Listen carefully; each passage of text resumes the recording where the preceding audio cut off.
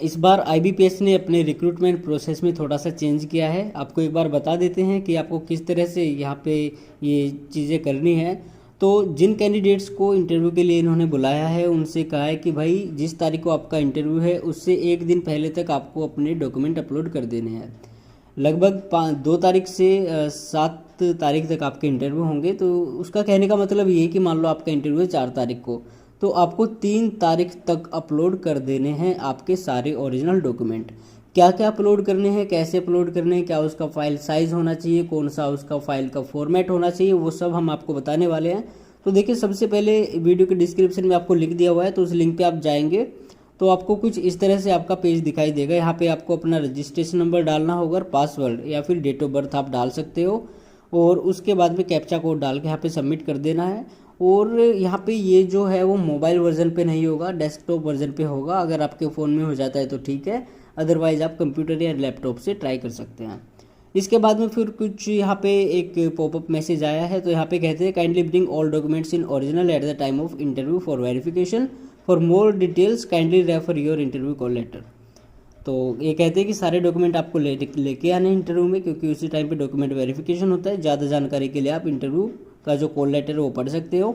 और यहाँ पे साथ में कहते हैं also carry 1 photo copy of all relevant documents. तो एक सेट आपको लेके जाना है जेरोक्स का, और print out of application form to the interview centre, और साथ में आपको अपना एप्लीकेशन लेके जाना है। तो आगे चलते हैं। तो आगे यहाँ पे एक और पॉपअप मैसेज है, और इस मैसेज में कहते हैं कि all original documents along with attested photo copies should be arranged in the below sequence while coming for interview. तो भाई ये अटेस्ट आपको ही करना है, कहीं और से अटेस्ट नहीं कराना है। तो सारी कॉपी आपकी अटेस्ट होनी चाहिए। यहाँ पे क्या क्या होना चाहिए? सबसे पहली चीज़ है इंटरव्यू का कॉल लेटर, उसके बाद में आपका एप्लीकेशन फॉर्म, उसके बाद में फ़ोटो आईडी प्रूफ जो आपका licence, Aadhaar card, PAN card, voter card और आपका आइडेंटिटी कार्ड, इस तरह का कुछ हो सकता है। उसके बाद आपका आता है 10वीं का, और 10वीं से लेके फिर ग्रेजुएशन। राजभाषा अधिकारी वालों के लिए मैं बता रहा हूँ, ग्रेजुएशन की सारे मार्कशीट लेके जानी है। 10वीं 12वीं की भी ले जाना, हालांकि इतनी मैटर नहीं करती, बट फिर भी लेके जानी है आपको। तो 12वीं 10वीं 12वीं हो गई। ग्रेजुएशन के जितने सारे सेमेस्टर थे, ईयर थे, और उनका कंसोलिडेटेड जो आपका कार्ड आता है, डिग्री आती है, सर्टिफिकेट आते हैं, सब कुछ लेके जाना है। सेम एमए हिंदी का है, और आपको कंप्यूटर का सर्टिफिकेट भी लेके जाना है। ये बात ध्यान में रखें, उसको भूल ना जाना। बाकी और डॉक्यूमेंट्स आप ले जा सकते हैं, तो आपकी मर्जी है। अगर कोई कैटेगरी से है तो SC ST OBC PWBD EWS जो भी है, उनको अपना ये वाला सर्टिफिकेट लेके जाना है। और इसके अलावा अगर कोई NOC वगैरह है किसी का, मतलब कोई ऑलरेडी वर्किंग है, तो उसको NOC लेके जाना है, और अपना एक्सपीरियंस सर्टिफिकेट भी लेके जाना है। तो ये चीज़ें आपको ध्यान में रखनी है। आगे फिर कहते हैं, आपको दिखा देते हैं यहाँ पे।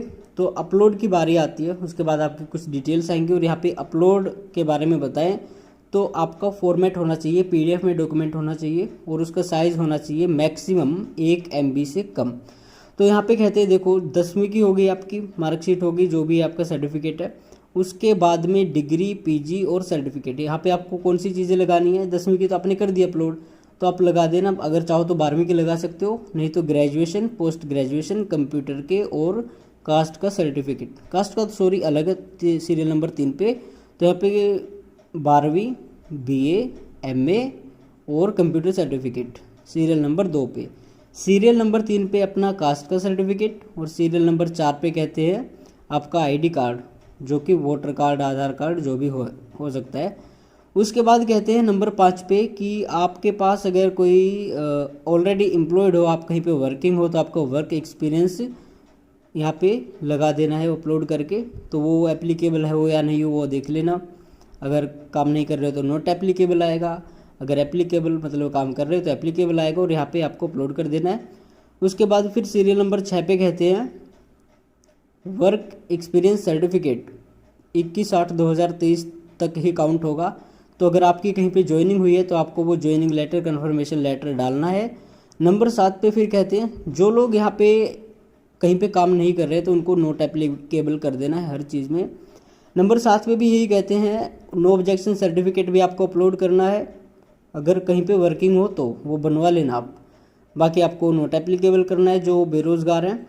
और आगे फिर कहते हैं ओरिजिनल मैरिज सर्टिफिकेट और एफिडेविट, अगर आपका नाम चेंज हुआ है तो ये लड़कियों के केस में होता है, क्योंकि लड़कियां जब किसी से शादी कर लेती हैं तो ज़्यादातर आजकल क्या होने लगा है, सरनेम उन्हीं का अपना लेती हैं। तो अगर वो आपने कराया तो वो देख लेना।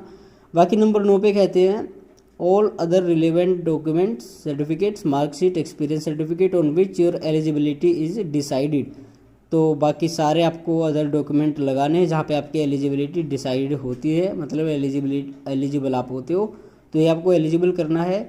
और यहाँ पे डॉक्यूमेंट 1 में, क्योंकि जो हमने आपको दिखाया था सीरियल नंबर 1 या 2, तो वहाँ पे इतने ज़्यादा डॉक्यूमेंट्स हो सकता है नहीं आए 1 MB वाले, तो अदर डॉक्यूमेंट 1 में आपको नाम लिख देना, मान लो BA, तो यहाँ पे BA के सारे सर्टिफिकेट, सारी डिग्री लगा के अपलोड कर देनी है।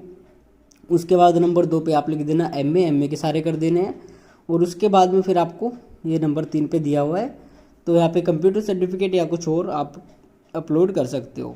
और उसके बाद में आपको डिक्लेरेशन दे देनी है, यहाँ पे सिक्योरिटी कोड डालोगे और उसके बाद सबमिट हो जाएगा। तो सबमिट क्लिक करते ही आपके सारे डॉक्यूमेंट अपलोड हो जाएंगे और ये IBPS को पहुँच जाएंगे, और फिर आपको अपने इंटरव्यू की कोई दिक्कत नहीं है। बाकी अपने सारे डॉक्यूमेंट आप एक अच्छे सीक्वेंस में लगा के रखें ताकि वहाँ पे हड़बड़ी ना हो, और केवल एक सेट ले जाए। क्योंकि मैंने देखा है कई बार जो कैंडिडेट्स, कई सारे तो ऐसे होते हैं यार, वो मतलब ज़ीरोक्स लेके ही नहीं आते हैं, वहीं पे जाके कराते फिर उनसे बैंक वालों से। तो ये छोटी छोटी चीज़ें हैं, इस लेवल पे होनी नहीं चाहिए। तो एक बार आप अपने कॉल लेटर को ध्यान से पढ़ लो, उसमें जो इंस्ट्रक्शंस थे, और आसानी से आप अपना ये फॉर्म भर सकते हो। बाकी इसको बाद में एडिट कर सकते हैं, नहीं कर सकते उसका मुझे कोई आइडिया नहीं है। बाकी जो भी इन्फॉर्मेशन है यही थी, और आप सभी को आपके इंटरव्यू के लिए ऑल द बेस्ट।